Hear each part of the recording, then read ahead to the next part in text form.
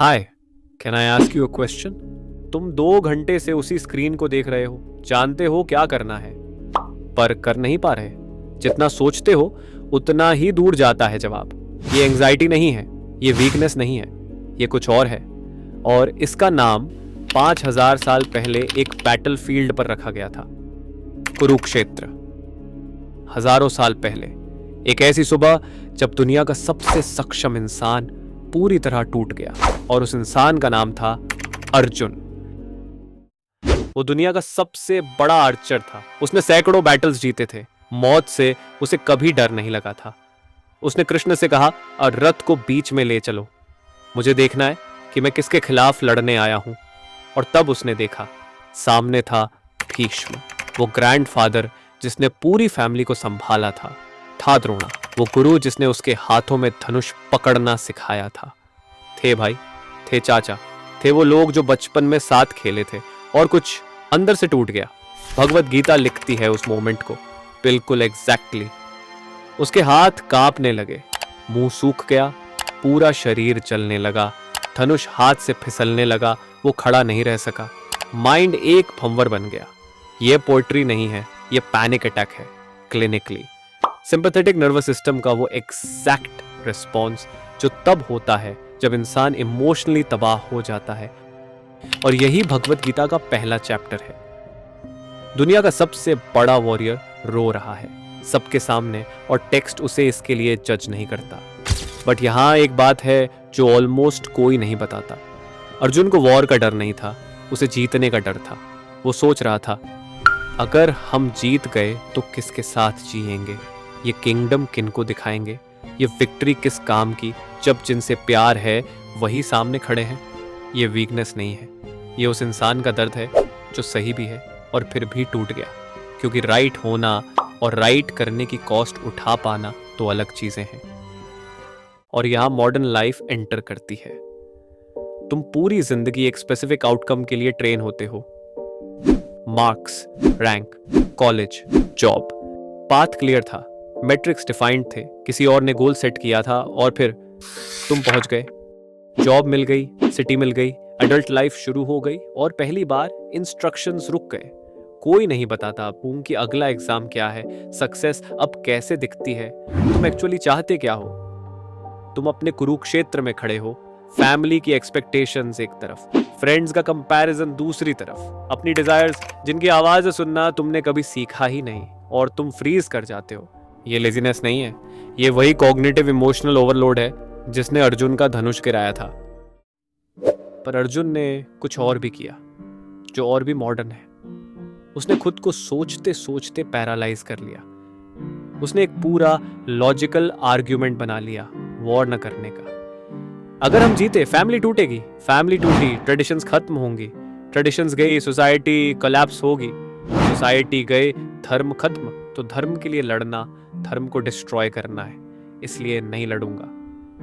हर step internally logical, conclusion completely wrong. ये stupidity नहीं है, ये ओवरथिंकिंग का सबसे डेंजरस फॉर्म है। जब तुम्हारा इंटेलेक्ट तुम्हारे डर की सर्विस में काम करने लगता है, जब तुम्हारा ब्रेन सच खोजने के लिए नहीं बल्कि रुकने की परमिशन खोजने के लिए सोचता है।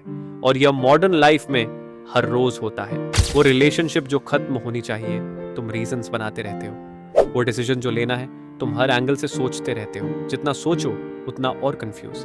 तुमने ओवरथिंकिंग को थिंकिंग समझ लिया है।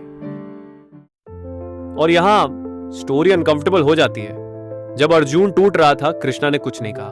पूरा चैप्टर 1 अर्जुन बोलता रहा, अपना ग्रीफ, अपना डर, अपनी कंफ्यूजन। कृष्णा सुनते रहे, इंटरप्ट नहीं किया, रश नहीं किया, इट्स ओके ब्रो नहीं कहा, बस सुना पूरी तरह।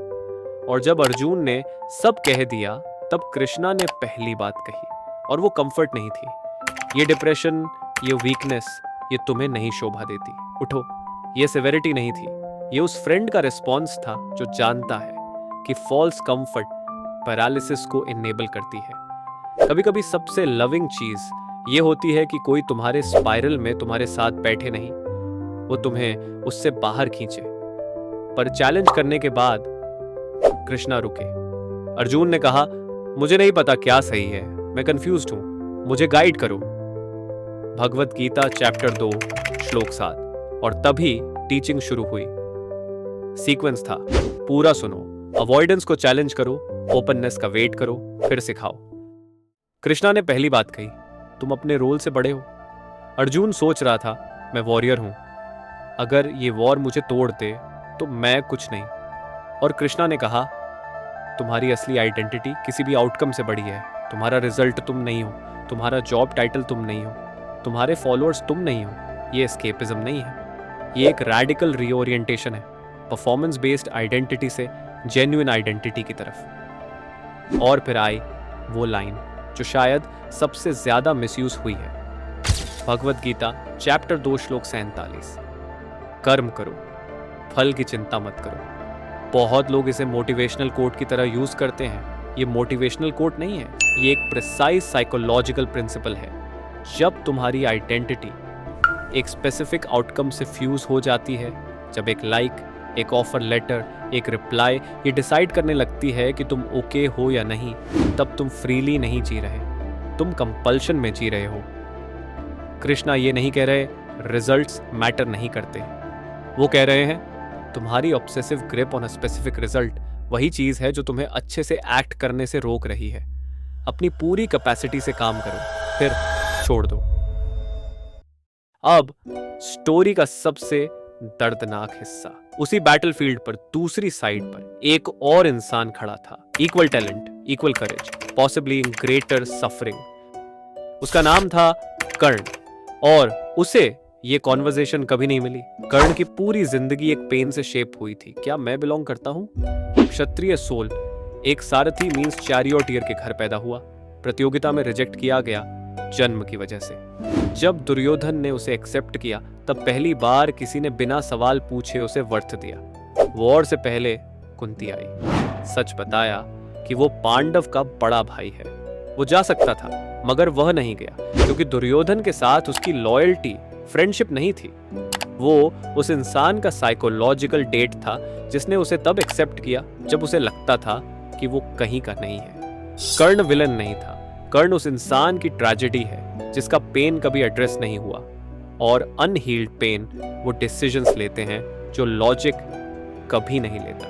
यही वो मोमेंट है जब तुम सोचो कितनी बार तुमने किसी टॉक्सिक सिचुएशन में इसलिए रहे क्योंकि वहां किसी ने तुम्हें तब वर्थ फील कराई जब तुम खुद पर बिलीव नहीं करते थे।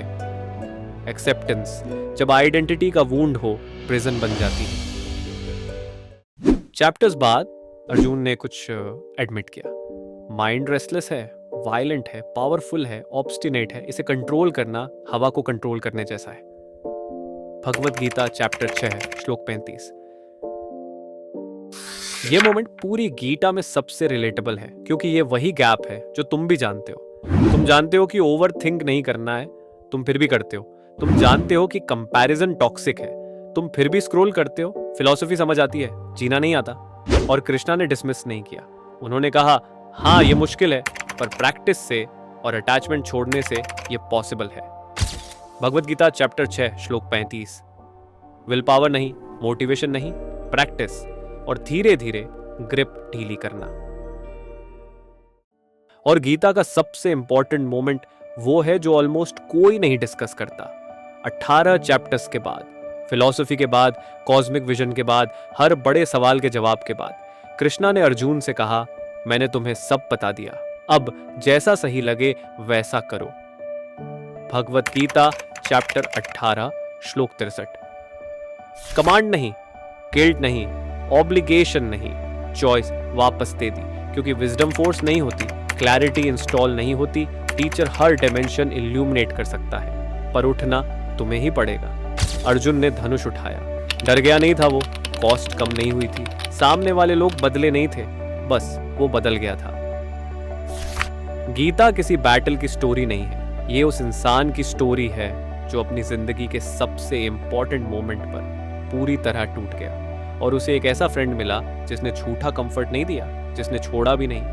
तुम्हारा कुरुक्षेत्र रियल है, कंपैरिजन रियल है, एग्जॉस्शन रियल है, वो कंफ्यूजन रियल है जो रात को नींद नहीं आने देती। पर तुम्हें वही मिला है जो अर्जुन को मिला था, एक कॉन्वर्सेशन, जो सवाल की सबसे गहरी जड़ तक जाती है। धनुष जमीन पर पड़ा है, तुम क्या करते हो?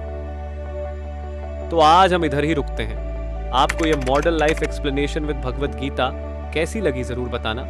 Late me know in comments. Don't forget to share and subscribe. We meet in next video. Good bye.